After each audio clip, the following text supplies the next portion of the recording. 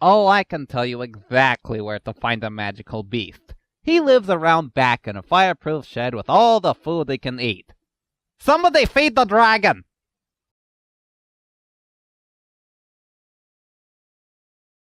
Greetings, the world of the internet. I am the great Matthew Squeak, and welcome to Squirrel Talk at the Movies.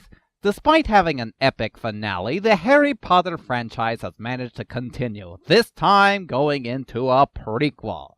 This time focusing on the author of one of the standard school books Harry brought with him to school. And with that being said, this book the movie is based off of is more of a book of lore. It's an interesting way to further immerse yourself further into the Harry Potter universe, but it really is closer to a school textbook than an actual adventure to follow. But since all the other Harry Potter movies have done well, that somehow means that this one will do well too. Right? The characters. Meet Newt, the new hero of the story on his quest to study and protect magical creatures, and also write a book.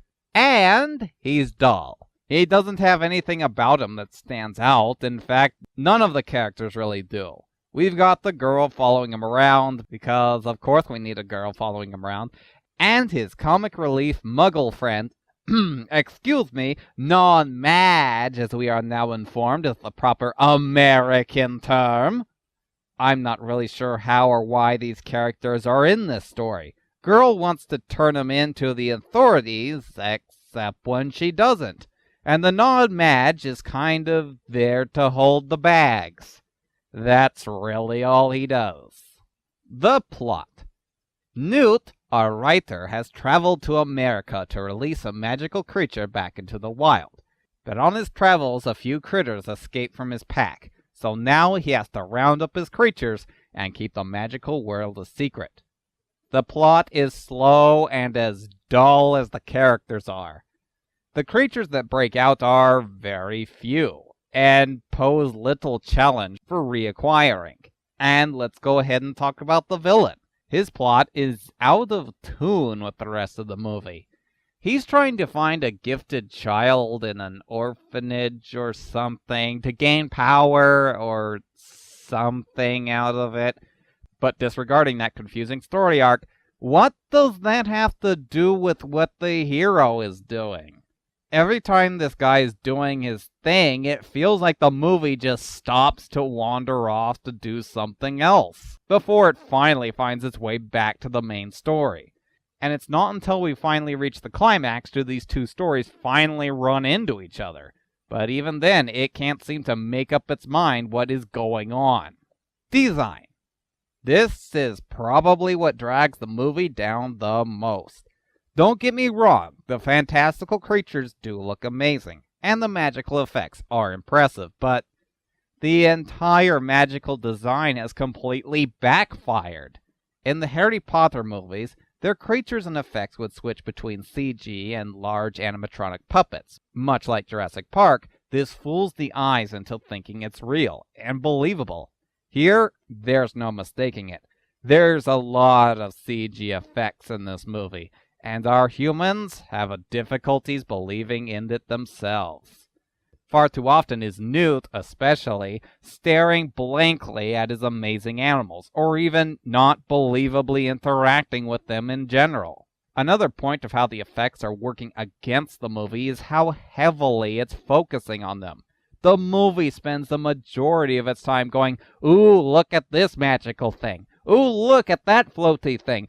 Ooh, watch these two girls set the table using magic." Yes, you heard that right. An entire scene is devoted to watching two witches set the table. You can have all the floating silverware and plates you want, and you can make bread magically appear out of nothing, but it's still just watching two ladies set a table. And that's about as interesting as watching someone set a table. The Harry Potter movies had plenty of magical moments of floating objects, amazing imagery, or stuff flying across the screen, but the majority of it was in the background, allowing the focus to remain on where it should be, the characters and the story. Here, the magical, whimsical moments are in the foreground to try and hide the fact their characters are boring. Overall, well, the theater I went to applauded for this, but this movie doesn't deserve any kind of applause.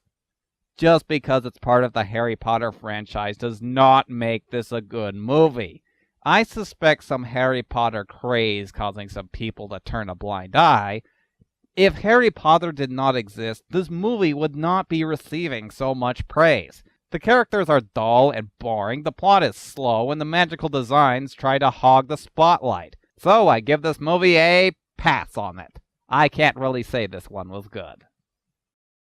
And now, a moment with previews. Same revealing trailer. Oh, those eyes, oh, those eyes! A new remake has arrived. And music is pretty, and I like that they're trying to keep a certain mystery about it and not really showing anything as of yet. I am the Great Matthew Squeak, and this is Squirrel Talk at the Movies. I thank my loyal subjects for watching. Please like and subscribe to me, and you may also donate anything you want to donate on here.